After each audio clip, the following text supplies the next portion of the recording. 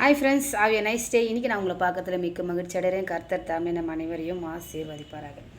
இன்றைக்கி சூப்பரான ஒரு மெசேஜ் தாங்க நான் உங்கள்கிட்ட ஷேர் பண்ணிக்க போகிறேன். அது என்னன்னு சொன்னால், நிறைய பேரோட வாழ்க்கையில் என்ன செய்கிறாங்கன்னு சொன்னால், நான் ரொம்ப தனிச்சிருக்கிறேன், எனக்கு நான் ரொம்ப தனிமையாக இருக்கிறேன், கடவுள் வந்து என்ன செஞ்சிட்டாரு, தனிமையாக விட்டுட்டாரு, எனக்குன்னு யாருமே இல்லை, நான் ரொம்ப இந்த உலகத்தில் என்ன செய்கிறேன், எனக்கு ஒரு ஆறுதல் சொல்லக்கூட ஆள் இல்லை, நான் ரொம்ப தனியாக இருக்கிறேன், ஏன் இந்த கடவுள் என்னை இப்படி செஞ்சிட்டாருன்னு தெரில அப்படின்னு சொல்லி நீங்கள் எல்லோரும் ரொம்ப வருத்தத்தோடு இருக்கிறீங்களா ஃப்ரெண்ட்ஸ்?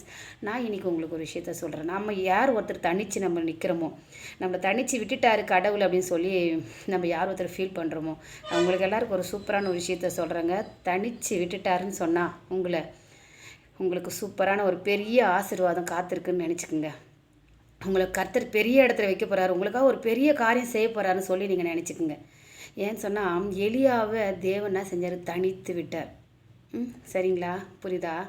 மோசேவே தேவன் என்ன செஞ்சார் தெரியுமா, தனித்து விட்டார். யோசேப்பை வந்து தேவன் என்ன செஞ்சார், தனித்து விட்டார். அதே போல் யாக்கோப்பை தேவன் தனித்து விட்டார்.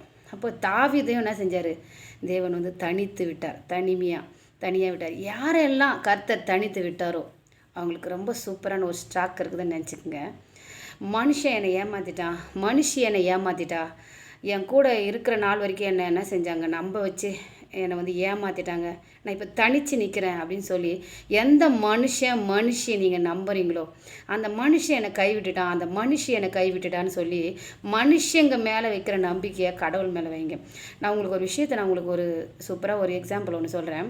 அதாவது ஒரு பழமொழி சொல்லுவாங்க, காய்க்கிற மரத்துக்கு தான் கல்லடி ஜாஸ்தி அப்படின்னு சொல்லி சொல்லுவாங்க. அதுக்கு என்ன அர்த்தம்னு சொன்னால், இப்போது நல்ல ஓங்கி வளர்ந்து ஒரு நல்ல ஒரு மாமரம் நல்ல இலைகளோட நல்ல பசுமையாக அது காணப்படுதுன்னு சொன்னால், அதில் நிறைய பழங்கள் காய்கள்லாம் அப்படி வந்து காய்ச்சி நிறைய அது ரொம்ப ஆசீர்வாதமாக அது தொங்குதுன்னு சொன்னால், அது அந்த மரத்தில் தான் என்ன செய்வான்னு சொன்னால், கல் எடுத்து அது எப்படியாச்சும் அந்த காய் என்ன செய்யலாம், அடித்து நம்ம பறித்து சாப்பிட்லாம் அப்படி சொல்லி நினைப்போம் இல்லைங்களா?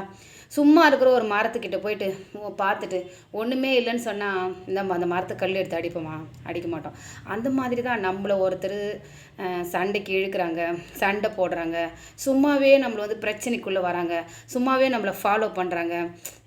சரியாக செய்கிற வேலையை கூட நான் செய்ய முடியல, என்னால் செய்ய முடியல, நான் நல்லா தான் ஒழுங்காக தான் இந்த வேலையை செஞ்சு முடித்தேன், ஆனால் என் மேலே வந்து என்ன செய்கிறாரு, அந்த மேனேஜர் குறை சொல்கிறாரு, என்னை வந்து என்ன செய்கிறாரு, வேலை செய்யவே விட மாட்டேன்றாரு அப்படின்னு சொன்னால், உனக்கு பின்னாடி ஒரு திறமை இருக்குதுன்றதை அவர் கண்டுபிடிச்சிட்டாரு.